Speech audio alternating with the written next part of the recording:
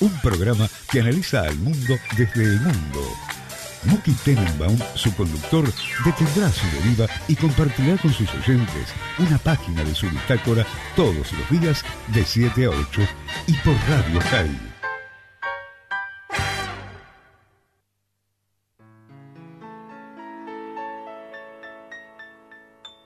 Ne me quittez pas, il faut oublier, tout peut s'oublier, qui s'enfuit déjà, oublier les temps des malentendus et les temps perdus, à savoir comment oublier ces heures qui tuaient parfois à coups.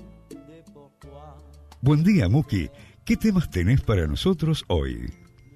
Buenos días, son las 19 horas en Tokio, ya es Shabbat en Tokio, para un viernes, fin de semana, ya viene, ya se termina esta semana, que nos va a permitir reflexionar qué nos pasó esta semana. Hola Luis, ¿cómo estás? Buen día, Muki, ¿cómo estás? Muy bien, terminando la segunda semana del Observador Internacional y la verdad que contento. Y todavía seguimos, y le recuerdo a los oyentes de Muki Tenenbaum, que todavía seguimos con nuestro Twitter, con el Twitter para comunicarse con Muki, con el que hemos arrancado y bueno, trataremos de modificar para que sea más accesible, que podemos acceder mediante tipear Muki, MOOKIE, _observer, y ahí vía Twitter nos comunicamos con Muki, o el Observador Internacional en Facebook, que es mucho más rápido. Pero hablando de las comunicaciones, que Muki, yo y el equipo del Observador Internacional nos comunicamos a través de Telegram, me llamó poderosamente la atención que por una orden judicial, Telegram incorporó casi 2 millones de usuarios más. Muki, ¿qué puedes decirnos de esto? Bueno, la orden judicial no tocaba Telegram, la orden judicial prohibía el WhatsApp en Brasil, y el hecho fue que la gente inmediatamente se volcó a Telegram. El tema de la prohibición en Brasil es bastante simple. Los jueces en Brasil tienen un poder mucho más allá de lo que lo tienen en la Argentina, intervienen en cosas que afectan a todo el país, a veces a nivel político muy grande. En este caso, el juez estaba haciendo una investigación sobre un narcotraficante, le pidieron a WhatsApp los archivos de las conversaciones, WhatsApp se negó, aduciendo que no tiene acceso a ellas y que si las tuviera tampoco las puede entregar. Y como castigo, Brasil fue cortada ayer del WhatsApp, en principio era por 48 horas, al final después de 17 horas se levantó la prohibición. Pero no hubo WhatsApp en Brasil, al punto que Zuckerberg, el dueño de Facebook, del cual también WhatsApp pertenece, dijo que estaba muy triste por lo que había pasado en Brasil. Y esta no es la primera vez que pasa algo de este tipo en Brasil. Tenemos otros casos en donde fueron castigados otras compañías de telecomunicaciones por no cooperar con el gobierno, compañías internacionales, por no cooperar con el gobierno, y incluso en un caso que empezó hace muchísimos años. Vos sabés, Luis, de que los brasileros inauguraron el tema de la reciprocidad de las visas con Estados Unidos. Como Estados Unidos le pedía visa a los brasileros le exigían visa a Estados Unidos, y un juez decidió que todo tiene que ser recíproco. Si ellos cobran $100 por la visa, bueno, Brasil también. Si cuando entran los norteamericanos a los brasileños a Estados Unidos se les saca fotografías y ponen las huellas dactilares en la entrada en inmigraciones, también lo van a hacer los brasileros. Y yo recuerdo haber llegado a Brasil, en donde había una cola de brasileros por un lado, extranjeros por el otro, y una cola especial para los norteamericanos, para la gente con pasaporte de Estados Unidos. Para ellos solamente les sacaban la huella dactilar y la fotografía. Pero esto empezó con un juez que decidió que la reciprocidad es básico y terminó decidiendo la política exterior interior de Brasil, con un tema tan grande como Estados Unidos. Son jueces que, como te digo, intervienen en cosas que normalmente se consideran extrajudiciales. No es una decisión de un juez cuál es la relación, yo te diría, hasta diplomática con un país o parar el WhatsApp. Parar el WhatsApp se utiliza en muchos lugares, hay países donde directamente no se puede usar. China es un país donde, por ejemplo, no hay Google, no hay acceso a Google, no hay acceso a YouTube, no hay acceso a Facebook. Se han creado sus propios YouTube, sus propios Facebook, en China se llama WeChat, hay 3 grandes compañías de Internet en China, que son Tencent, Sina y Baidu, y las 3 compañías de hecho lograron crecer muchísimo por esa prohibición que tiene China, porque no quieren que le llegue información en China sobre lo que se dice sobre China en el extranjero. Muki, pero perdón, sí. te hago una consulta. Digamos, lo estabas diciendo, y acá con Ezequiel nos planteábamos la siguiente duda, ¿no? Si esto es una razón política, o sea, de censura política, o realmente esto fue cerrar la frontera para permitir un desarrollo local. Por ejemplo, desarrollaron Alibaba y un montón de productos web que son exclusivos de los chinos, y después se abrieron al mercado mundial, pero de no haber sido por una prohibición, no hubieran desarrollado con el poder que tienen. John, a ver, los hipotéticos son esos, son hipotéticos. ¿Qué hubiera pasado si que China lo haya tomado, que los chinos hayan tomado una decisión que finalmente tuvo un efecto económico-social en el país? Sin duda. ¿Que esa era la intención? No. La intención de los chinos es un país con una censura muy rígida. Por ejemplo, la compañía Sina, que en ese momento era el sitio más importante de China, cuando yo estuve varias veces, me mostraron cómo tenían editores de noticias, que eran 150 en ese momento, estoy hablando del año 2002, 2003, y además tenían 150 personas para borrar noticias. ¿Escuchaste bien? 150 para subir noticias y 150 para borrar noticias. Sí, como me hace acordar al personaje de Orwell, al personaje de 1984, ¿no? Así es. Los correctores de la historia también. Los correctores de la historia. No tanto, sí. Bueno, los chinos borraron de su historia a los fumadores. No sabía eso. En las fotos del partido, eso fue una muestra. Sí, de ellos fumando, sí, le borraban los cigarrillos. Le borraban los cigarrillos a los fumadores, ¿no? La historia de la censura es una historia, por supuesto, que también da para un programa bastante largo sobre la situación, y podemos hablar de cómo es la censura hoy en distintos lugares, donde hay más libertad de prensa y donde no hay. Pero en China la libertad de prensa, ahora un poco más sobre temas localistas, se permite más la información. Si algún jefe local del partido o un burócrata hace un daño, eso puede llegar ahora a aparecer, es cierto, pero nada que tenga que ver con temas centrales de China, por ejemplo, como el tema de Tíbet, como por ejemplo con el tema de Taiwán, es decir, temas conflictos de seguridad, y ahí la censura es férrea. Y bueno, y de hecho no se puede acceder, te digo, en China no hay cómo acceder, a menos que uno use sistemas más sofisticados como de los llamados proxy, donde se usa una computadora en otro país y desde esa computadora uno navega remotamente. Es una de las formas para tratar en inglés se diría to bypass, de circunnavegar, sí. Para poder evitar la censura, pero eso lo hacen pocos y lo hacen algunos extranjeros. Yo te puedo decir que en China, cuando yo estuve una vez, el principio de mis primeros viajes, cuando ya había internet, había un cartelito en la pieza de un hotel de 5 estrellas donde decía: señor, no navegue en lugares prohibidos, porque había como una amenaza del tema. Y bueno, uno se sienta a navegar y no sabe que lo que ellos consideran un lugares prohibidos de internet o intentos para llegar, y me pasó que me han golpeado la puerta y me han dicho: señor, usted por favor deje de navegar a esos lugares. Me golpearon la puerta a mí en la pieza del hotel. ¿Con respeto o imperativo? En forma clara. Los chinos son en forma clara, hablan, ¿no? en sí, forma fue muy clara. claro, y fue muy asustante, porque estás sentado, pues estás navegando y de repente viene alguien y te dice: no navegues, y que alguien está mirando lo que vos navegás. Pero en Brasil no es un estado, sino un juez en particular. Ni Claro, siquiera en podemos Brasil decir... no es un juez que decidió. En Turquía también el gobierno decidió, cuando hubo muchas manifestaciones contra el gobierno, directamente prohibieron el WhatsApp para que la gente no no se coordine. Pero sí, es tratar de cerrar, el famoso dicho, cerrar el establo después que se fueron los caballos. Es imposible. La porosidad que tiene el Internet es inmensa. Y eso ni hablar de que alguna vez vamos a conversar también del Internet subterráneo, de Tor, del dark web. Es siniestro. La web oscura. Entré 2 veces y no quiero entrar más en la deep web. La deep web, se ve cosas terribles. Se ven cosas terribles. Se ve cosas terribles. Más allá de la anécdota de las armas y los niños, ¿no?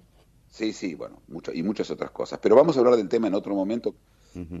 Lo que sí, si queremos hablar de las comunicaciones, es interesante lo que pasó, cómo llegamos a un mundo en el cual tenemos varias formas de comunicarnos y, como dijiste vos, los brasileros, en el espacio de 12 horas, 2 millones de brasileros se pasaron de WhatsApp a Telegram. Es decir, a un competidor de lo mismo, ¿no?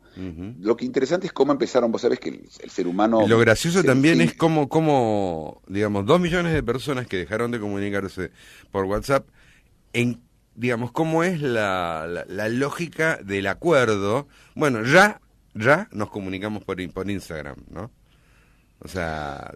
Te digo, hay muchas formas... de comunicarse. Está la forma, de hecho, lo que se llama la forma estenográfica, que es esconder un mensaje dentro de una foto. Uno dice, ¿cómo se hace eso? Bueno, la foto se manipula a nivel mínimo, que uno no lo puede ver con el ojo, pero se cambian los puntitos, los píxeles, que es lo que compone la foto, de tal forma que lleva un mensaje adentro. Esa es una forma de comunicarse. Sí, la lógica sería como el código... La lógica sería como el código QR, ¿no? ¿Cómo? Bueno, el código QR es lo que vos llamás el código QR. Es un encriptamiento de datos. QR, pero hay que explicar lo que es. Es un cuadradito que algunos vio que tiene toda clase de cuadraditos blancos. Acá se lo usa la AFIP. Lo usa la AFIP, también lo usa muchísimo. Acá lo usa la AFIP, en los locales se ve el dibujito ese que se parece a un Space Invader.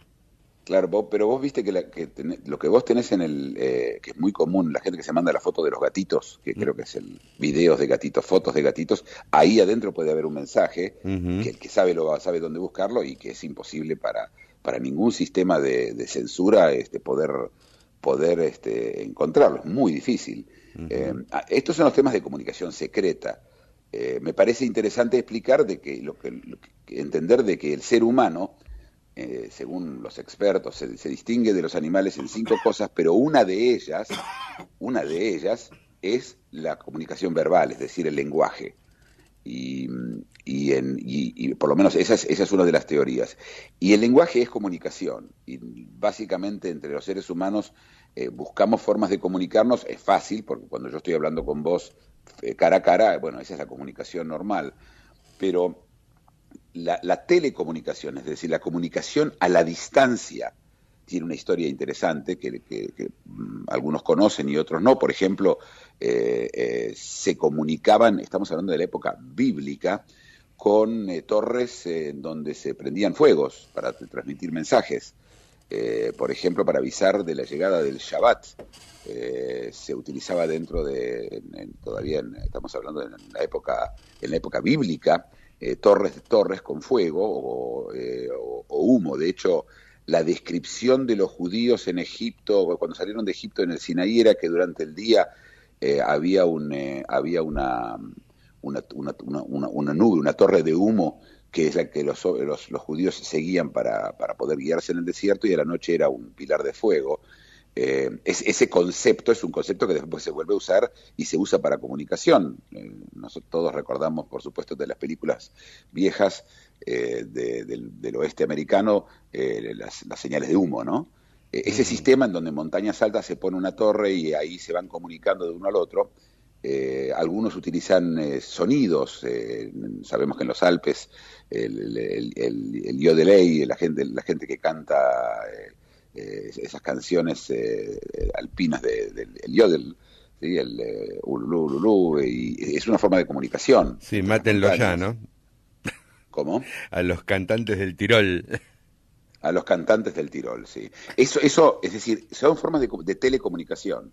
La palabra telos, que quiere decir lejos, es una forma, como se dice, telescopio, ¿no? Es una forma de telecomunicación. Y la telecomunicación, te digo, es muy antigua. desde ya hubo, por supuesto, tenemos la historia de maratón, ¿sí? La carrera del maratón, que la gente cree que era un deporte que se hacía en Grecia, y no, se trata de una batalla. Y hay que llevar noticias. ¿Cómo? Hay que llevar noticias. Claro, había que llevar las noticias del campo de batalla y había gente que corría, corredores, ¿sí? Otra vez en la Argentina el chasque, ¿no? Ese método de telecomunicación. Y es que hay que diferenciarlo del tema de transportarse uno a otro lugar, sino de transportar la noticia, que es interesante porque cuando nos comunicamos a la distancia no tenemos que nosotros movernos, sino que la data, la información se mueve de un lugar a otro. Y esa información que se mueve, hay una competencia para que sea primero lo más exacta posible, el escrito, cuando aparecen los escritos, los incas, por ejemplo, se mandaban la información utilizando los quepís, esos nudos, que era una forma de comunicación entre ellos. Y hay también la comunicación a través del tiempo, no solamente a través del lugar. Por ejemplo, pensar en los jeroglíficos, ¿sí? El que escribe los jeroglíficos se escribían en las pirámides en Egipto, en los distintos lugares arqueológicos de Egipto. Esos jeroglíficos era una información no a través de la distancia, pero también a través del tiempo. Y es la telecomunicación que no es solamente, como digo, como repito ahora, a la distancia, sino que a través del tiempo, sino que el tema es cómo me comunico, cómo informo y cómo consigo la información cada vez más rápido. Y la revolución empieza en el siglo XIX con los semáforos. Lo que nosotros llamamos semáforo hoy realmente es un concepto francés de transmisión de información que se utilizaban así igual, con luces y colores, en distintos, por postas, ¿no? Uno iba transmitiendo al otro y al otro y al otro, y de hecho cuando aparece el teletipo, el sistema de mandar la información por hilo, es decir, el telegrama, el Morse, con el código Morse, etcétera, cambia y de hecho desplaza al semáforo, que había un sistema todo armado de comunicaciones en el siglo XIX en Francia y siglo XVIII también, en donde la transmisión de datos se hacía a la distancia. Cuando volvamos de la próxima canción voy a hablar y voy a explicar un poco dónde está la situación hoy, dónde estamos hoy parados con el tema de las comunicaciones y qué es lo que nos espera a nivel en distintos lugares del mundo y qué se usa en distintos lugares y por qué. De acuerdo. Así que, ¿te parece? ¿Vamos a una canción? El Observador Internacional, de lunes a viernes, de 7 a 8, por Radio High. Un espacio en el cual Muki Tenenbaum, desde algún lugar en el planeta, analiza las realidades y desafíos del mundo contemporáneo.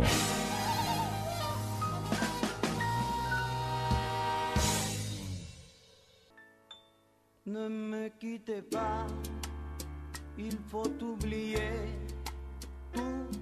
¿Y de qué vas a hablar ahora? Bueno, vamos a seguir hablando del tema de las comunicaciones. Vos sabés, Luis, de que las últimas formas de comunicarnos tienen antecesores menos rápidos y menos difundidos. ¿Vos te referís a la latita y al piolín? Todos recordamos el fax, ¿no? No, ¿te referís a la latita y el piolín? La latita y el piolín, sí. Bueno, esa es una forma de comunicación, sí, pero eso de telecomunicación, más o menos, ¿no? Me acuerdo cuando empezaron a salir los primeros walkie-talkies. Yo tuve un walkie-talkie del tamaño más o menos de media habitación, que nos habían regalado, y unas antenas larguísimas y además no se escuchaba nada. Pero la creación del teléfono, del momento que llega el teléfono y los llamados internacionales de teléfono con cables que se ponen entre los distintos continentes, todavía en el siglo XIX, y entrado bien ya el siglo XX también, pero apareció el fax. Yo me acuerdo cuando apareció el fax, tengo una anécdota personal. Yo me había comprado las primeras máquinas de fax. En esa época yo vivía en Israel y era abogado, y tenía de las primeras máquinas de fax en Israel las normales, ¿sí? Porque la máquina de fax existe desde anterior al teléfono. Se llamaba la telefoto, ¿sí? Que era muy lento y que llevaba varias horas una foto pasarla por fax. Pero el primer fax rápido, el que utilizaba las líneas telefónicas y ya era más rápido, yo tuve una de las primeras máquinas. Y mi abuelo, cuando le conté que me compré esta máquina y que mi papá puede poner en Nueva York una una hoja escrita y yo la recibo en el mismo momento del otro lado en Jerusalén. Y mi abuelo me pregunta, un hombre muy especial, pero me pregunta y decime, ¿y qué quiere decir? ¿Cualquier hoja escrita? Cualquier hoja escrita. Y si está escrita en Yiddish, y digo, sí, también en Yiddish. ¿Y cómo la máquina sabe Yiddish? Fantástico. La pregunta de él es la pregunta de anterior a la tecnología, no se entiende cómo funciona, ¿sí?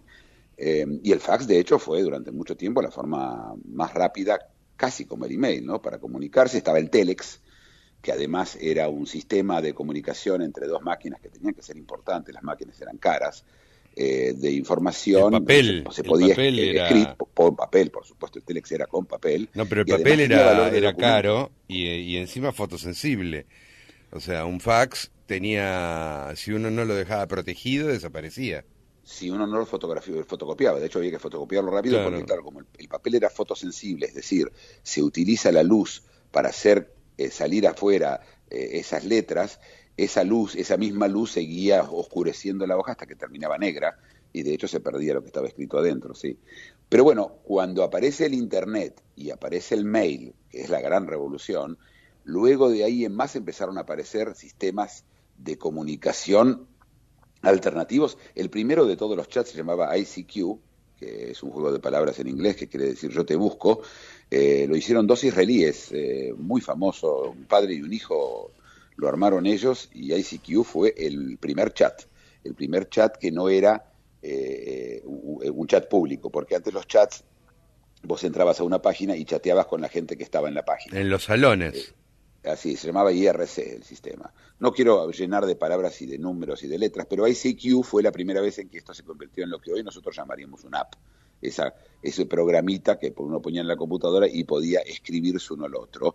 Y ICQ fue una revolución, es decir, la primera vez que empezaba la inmediatez en la comunicación vía la computadora. Y ahí apareció también de esta misma gente, o de gente también de israelíes, la primera forma de comunicación, que yo estoy ahora usando Skype desde Europa. En esa época se llamaba Vocaltec, se escuchaba muy mal, pero se escuchaba y era la posibilidad de hablar, y es el principio del fin del monopolio de la voz, de la telecomunicación por voz de las compañías telefónicas. Hasta entonces uno utilizaba el teléfono y era carísimo. Yo recuerdo de estar en Buenos Aires y tener que hablar cuando fue la guerra de los 6 días y la guerra de Yom Kippur también, que para comunicarse había demora, había que llamar por teléfono y la operadora te llamaba luego. Te llama 1 hora, 2, 4, 5, 7 y a veces 2 días de demora. En la época de la guerra de Yom Kippur en el 73 en Buenos Aires se esperaba 2 días para hacer un llamado. Yo estando en Israel, ya viviendo en Israel, viví en el año 72 el discado directo internacional, eso que hoy, por supuesto, ya ni se usa porque hoy usamos Skype y otras cosas, pero que vos podías marcar directamente y te atendían. Recuerdo la emoción de marcar a Buenos Aires y que te contesté a Valga en el acto. Mi padre, que nació en un pueblito de la provincia de Santa Fe que se llama Las Palmeras, en fin de los años 80, se enteró que pusieron teléfonos en Las Palmeras. Y él llamando desde su oficina en Nueva York a cada uno de los teléfonos en este pueblito en Las Palmeras, de la emoción de él, dice, es como si me hubieran puesto el transportador internacional en mi casa. Una cosa, para él, la tecnología lo maravillaba, como lo maravilló a mi abuelo con lo del fax, y como me maravilló a mí cuando fue el discado internacional, y me sigue maravillando todavía, no pierdo la capacidad de asombro. Lo que pasa es que esto luego se va desarrollando, aparecen todos estos métodos alternativos de comunicación, desde la comunicación por internet, el VoIP, que empieza Skype y que hoy lo tiene WhatsApp y lo tienen varios, a los sistemas de chat, de envíos de fotos, de envíos de... El problema de todo esto es el problema de la cantidad de atención que nosotros podemos poner para recibir información de múltiples canales. Es decir, yo puedo recibir en este momento, yo tuve que apagar, por ejemplo, para hacer la transmisión tuve que apagar el WhatsApp, tuve que apagar el mail, tuve que apagar el teléfono, tuve que apagar, porque todos estos compiten por mi atención. Y lo interesante es que uno cuando llamaba por teléfono y costaba mucha plata, hablaba así: che, ¿cómo están? ¿Todo bien? Contame cómo está tal y tal cosa. Y era todo muy puntual porque el teléfono costaba muy caro, las llamadas tenían que ser sobre temas muy claros y no había tiempo ni para contar una anécdota o para contar cualquier tontería. Desde el momento que el sistema de comunicación se masifica, se diversifica tanto, entonces la gente manda fotos de gatitos y la foto de lo que comió y de lo que no comió y el estatus de cómo está de estado de ánimo y caritas y likes y dislikes y Facebook. Y ahora tu persona, y no me refiero a la persona física, sino tu persona desde el punto de vista de la imagen, se diluye hacia tu página de Facebook. Entonces, bueno, recientemente se incorporó el Facebook como una de las cosas a observar para el otorgamiento de visas a Estados Unidos. Y para trabajo no te cuento. Y el Twitter. Es decir, nosotros estamos hoy con la misma capacidad de poder prestar atención que teníamos hace 50.000 años y seguro que hace 10 años, y con muchísimos más canales que compiten en nuestra atención. Y esto los países, los gobiernos, por ejemplo, lo saben. Y las culturas, cada una trata de solucionarlo de otra forma. Pero vos viajás, yo viajo realmente por distintos lugares del mundo, incluso en lugares muy tranquilos, y la gente está con la cara en la pantalla. Y es la pantalla del teléfono, y es la pantalla del iPad, y es la pantalla de la computadora, y es la pantalla del televisor, que por supuesto también quiere competir por ese mismo espacio, y es las pantallas de los demás, y gente mirando la pantalla del otro también. Es decir, estamos en un estado permanente de alerta zozobra, y hace poco se hizo un cálculo y se supone de que cada persona atiende una cosa determinada 7 segundos, y luego ya pasa a ser otra cosa. Ayer hablaba justamente, estuve en una cena y me decía la gente del tema de que tienen que apagar el teléfono a la noche porque ya simplemente los meten en un grupo de WhatsApp y les mandan 20 fotos de un gatito, de un nenito, de lo que sea, no sé, de cualquier cosa. Y además cuesta, ¿cómo se llama? Discernir entre lo importante y lo no importante porque la cantidad es muy grande. Y la variedad de soniditos, ¿sí? Los sonidos uno se va acostumbrando, pero ¿es el WhatsApp o es el Telegram que me llamó? Es el mail y además hay una expectativa del otro de inmediatez. Como el mensaje es inmediato, si yo, Luis, te mando a vos un mensaje y no me contestás a los 10 segundos, ¿por qué no me contestás? Claro. Y a eso se le agrega un problema grande que tiene en general la palabra escrita, y es que el tono de un texto escrito lo pone el que lo lee, no el que lo escribe. Uh-huh. A ver, es decir, si yo escribo... No, es perfectamente claro lo que acaba de decir. Y eso nos condiciona lo que escribimos. Bueno, me tengo que ocupar de pensar qué es el tono que él va a leer cuando yo le escribo, entonces aparecen los emoticones, ¿sí? Tenés que decir, fue un chiste, porque si no el otro se ofende, o se podría ofender. Pero además no importa solo lo que el otro le pasa, sino lo que vos crees que al otro le pasa. Entonces ahora tenés 3 preocupaciones: qué escribir, qué le va a pasar al otro y qué me pasa a mí cuando le pasa al otro de lo que yo me imagino que va a pasar y que quizás no pasa. Uh-huh. Y todo esto es el producto de la diversidad de comunicaciones, porque no tenemos tiempo ni para pensar, para evaluar. No es una crítica, es simplemente una descripción. No, por algo se llama... Pero esto pasa en China y pasa en Japón. La famosa globalización, esto es la globalización. Por supuesto que si te vas al interior en un campo en la Argentina pasa mucho menos. Si uno va a un pueblito en España, en Galicia, bueno, pasa menos. Pero en general la vida se achicó y la cotidianidad se hizo inaguantable. Yo me acuerdo cuando yo estaba separado de mis hijas y yo hablaba por teléfono con ellas una vez por día, que era un esfuerzo económico importante, pero lo hacía para tener un poco de cotidianidad. Pero ahora hay sobre cotidianidad. ¿Sí? A mí no me interesa, no sé, quizás a los oyentes, me imagino, no le interesa saber qué almorzó su sobrino anteayer, ¿sí? Y cómo estaba la comida y ver una foto del tema. Pero no hay límites, y además es una batalla, hay un escalamiento. Y la pregunta es, ¿por qué este tema tiene que ver con el observador internacional? Porque estamos hablando de temas internacionales. Bueno, porque esto ocurre en todos lados. Porque si vos crees que ocurre solo en Buenos Aires, está ocurriendo al mismo tiempo en Shanghái. Mira, la Tierra tiene hoy alrededor de 7.000 millones de habitantes. Pero la verdad es que tiene menos, que tiene 5.000, porque cada tanto 2.000 millones están durmiendo, ¿sí? Son esos que no se comunican por WhatsApp. Es decir, pero creo que es un tema que yo a donde yo viajo, a donde yo vaya, es lo más igual. Perdón, Muki, no, son los que no están online, pero en algún momento se van a levantar, van a ver, van a aprender y van a ver en Facebook todo lo que le mandaron. Sí, pero se perdieron 7 horas o 8 horas o 6 horas. De instantaneidad. De esa inmediatez. Es gravísimo. Sí, pero creo ahora, que... esta telepresencia constante, ¿no? Porque creo que se podría definir así como una telepresencia constante. De hecho, vos y yo estamos a 11.000 kilómetros y nos vemos más que antes, inclusive. No es que nos vemos, pero hablamos mucho más que cuando vos residías acá o cuando yo mismo estoy en el exterior y tengo la oportunidad de tenerte a 2 calles de distancia. Y ahora acá, con esta telepresencia, estamos todas las mañanas de 7 a 8 comunicándonos y después, bueno, hacemos una preproducción de esto y todo esto.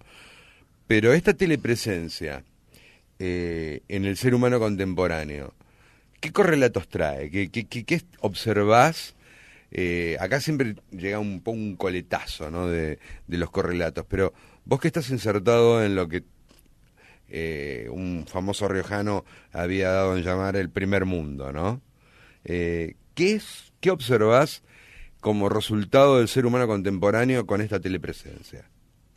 Yo creo que es demasiado temprano para llegar a conclusiones. Creo que como toda revolución, primero revoluciona y después evoluciona.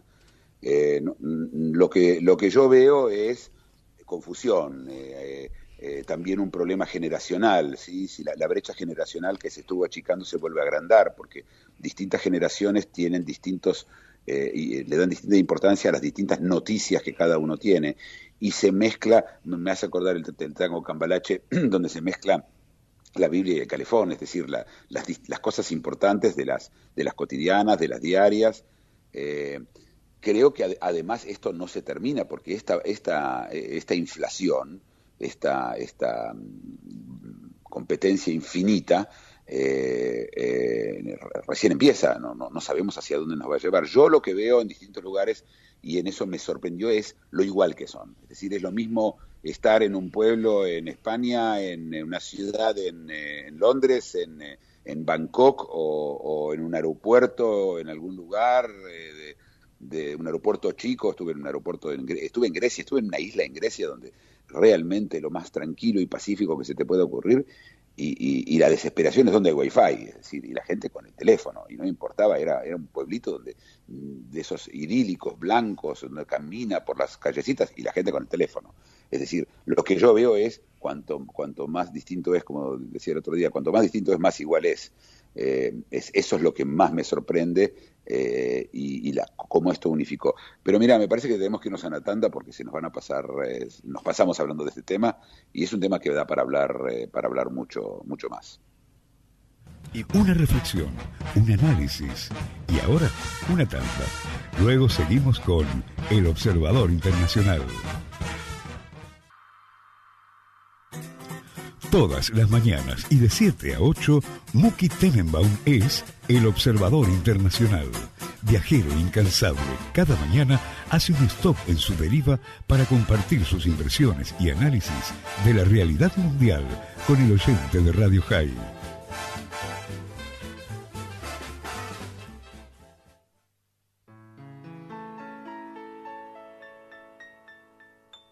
Ne me quittez pas, il faut oublier, tout peut s'oublier, qui s'enfuit déjà, oublier les temps des malentendus et les temps perdus, à savoir comment... ¿Y cómo sigue el programa?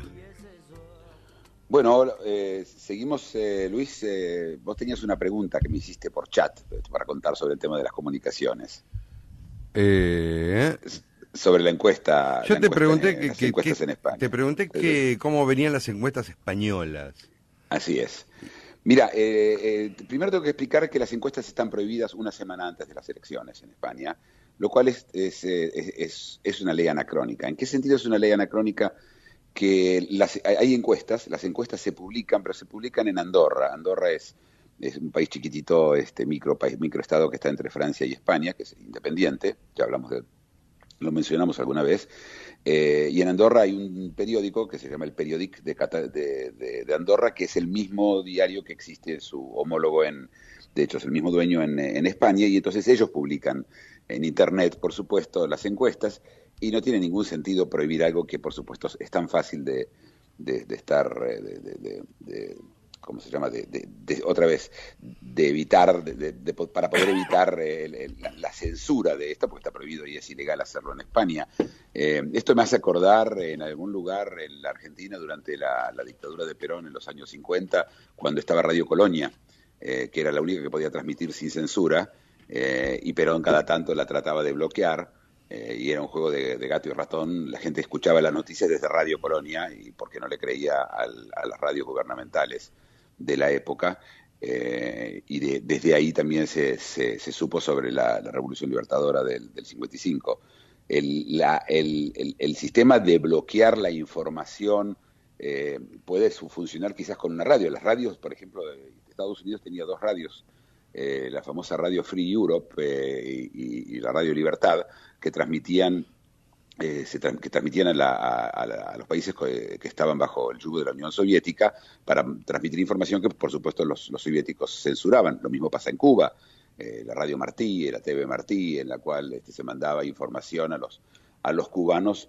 Y bueno, los únicos que lograron con el tema de la radio hacer las cosas bien fueron los norcoreanos, donde las radios en Norcorea se venden, hasta el día de hoy, se venden solamente con la perilla del volumen, porque el dial no tiene dial, tiene una sola estación, que es la estación oficial de Corea del Norte, para que la gente no ande escuchando cosas que no deben, como dirían algunos, ¿no? Volviendo al tema de la encuesta en España, en este momento las encuestas están dando, yo te diría, resultados bastante no esperados. Sigue ganando el Partido Popular, pero solamente para conseguir lo que se llama la pluralidad del voto, no la mayoría necesaria en el Parlamento, porque este es un sistema parlamentario en donde hay un Parlamento y hace falta una mayoría para poder gobernar, y el PP sacaría algo así como 100, 110, 120 bancas.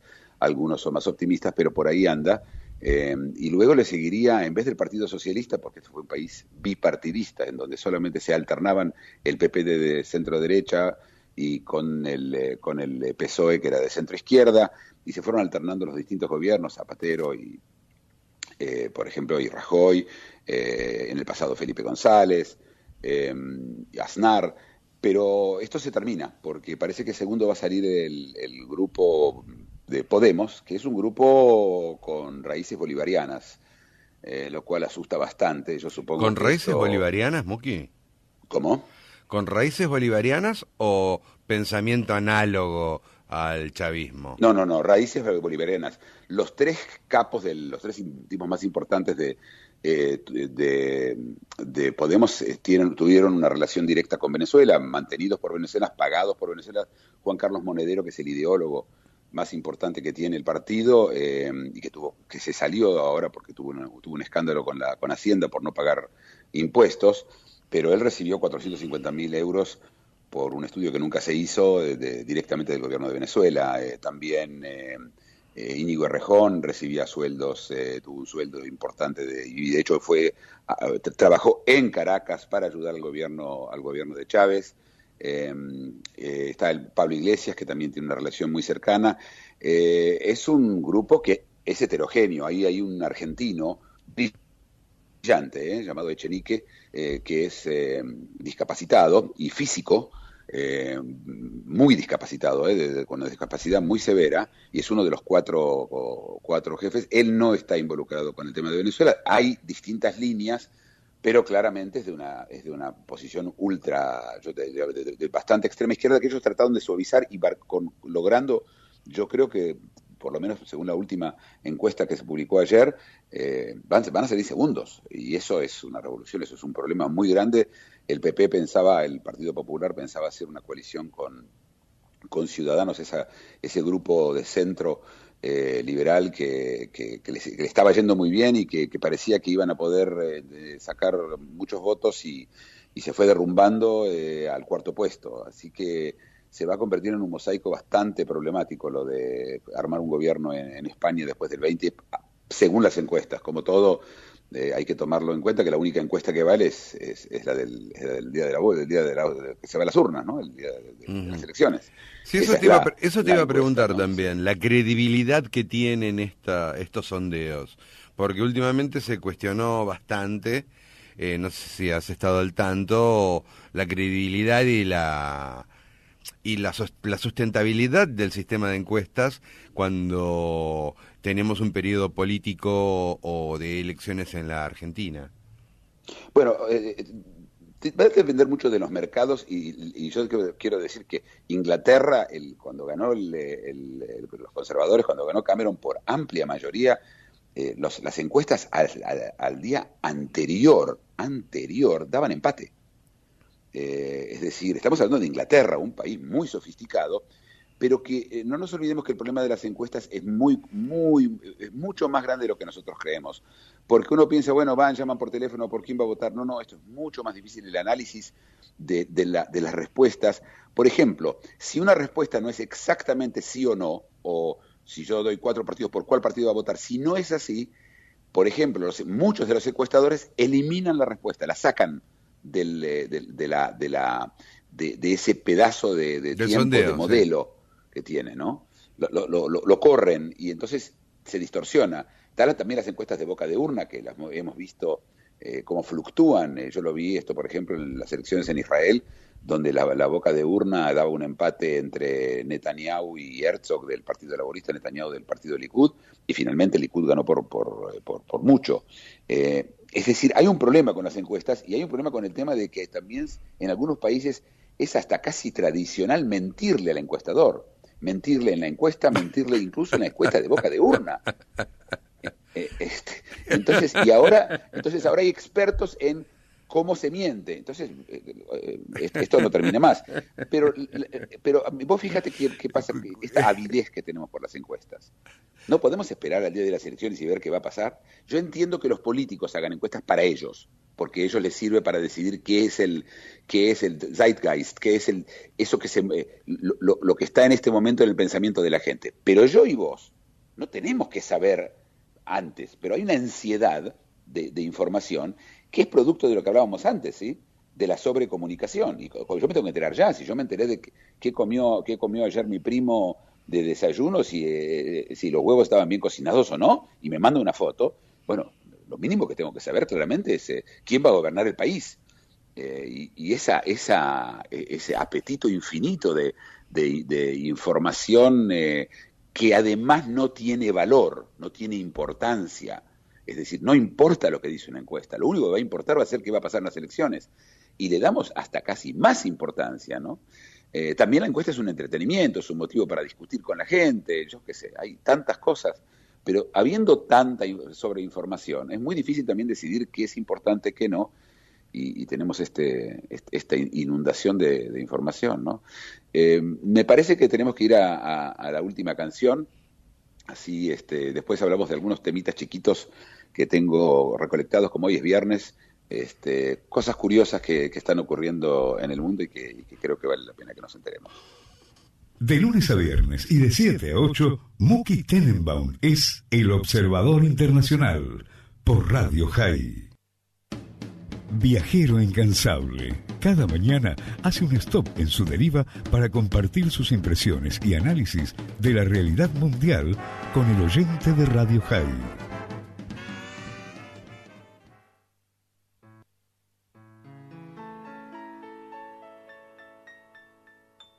Ne me quittez pas, il faut oublier, tout peut s'oublier, qui s'enfuit déjà, oublier les temps des malentendus et les temps perdus, à savoir comment oublier ces heures. Nuevamente al habla con Muki Tenenbaum, El Observador Internacional. Bueno, Luis, nos quedan unos pocos minutos y me parece que un viernes tenemos que terminarlo con algunas cosas livianitas, ¿no? Para que la gente se pueda preparar con el fin de semana y no irse con demasiado peso, ¿no? En el corazón. Y no tener que pagar impuesto al sándwich. Bueno, sí, bueno, el primero del tema es el impuesto al sándwich en Siria. Por supuesto, el gobierno sirio está en una situación económica grave. En su batalla contra los rebeldes tienen solamente el 30% del territorio bajo su control y tiene que tratar de conseguir, por supuesto, dinero para poder pagar por toda esa maquinaria de guerra y toda esa burocracia que hace falta. Y no se les ocurrió mejor idea que el impuesto al sándwich. Es decir, de ahora en más, aparte de IVA y aparte de pagarse, hay un impuesto por comer un sándwich. Los sándwiches, especialmente allá se come mucho el shawarma, que es esa pita, es el pan árabe relleno con carne cortada de lo que los griegos llaman el gyro, que es ¿cómo se llamaría? Un eje, el cual está metido en un gran cacho de carne, pedacitos de carne que están pegadas entre ellos, y va girando, se va calentando y van cortando de ahí, lo van poniendo en el sándwich, el shawarma, y hay un impuesto al sándwich en Siria. El segundo tema que también estuve leyendo y que me parece interesante es que pusieron wifi en los cementerios en Rusia. Por supuesto, la primera pregunta es, bueno, claramente no es para que se comuniquen los muertos entre ellos, ni los deudos con los muertos, ¿no? No, pero es para mandar ¿Para qué se necesitaría wifi en un cementerio, no? Pero es para lo que mencionabas vos antes, ¿sí? Como es tan importante mandar el gatito, tan importante mandar que desayuné, es importante mandar las flores que le traje al abuelo, ¿viste? Bueno, pero las fotos, está bien, pero si vos querés mandar una foto no necesitas tener wifi en el momento. Te recuerdo que puedes sacar una foto y mandarla después. No, el motivo que pusieron wifi es porque hay muchos cementerios que son históricos. Y entonces vos tenés wifi y te va dando información sobre las distintas personas que están ahí enterradas, gente famosa, escritores, científicos, miembros del Partido Comunista, etcétera. Una audioguía. Y tenés la información en el momento. Es decir, vos tenés wifi,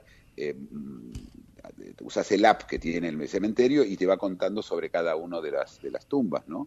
Esto ya existe con el tema de las calles, vos viste el famoso Google, sí. El sistema del Street View de Google, ¿no? Sí, o los sistemas Pero es interesante. A ver, cuando uno lee, una de las cosas que ocurre cuando uno lee la cantidad de información que leo yo, y que la leo porque me gusta, no solamente para preparar el programa, estas son las cosas que me causan, que me quedan y que creo que son interesantes como conceptos y a veces como ideas.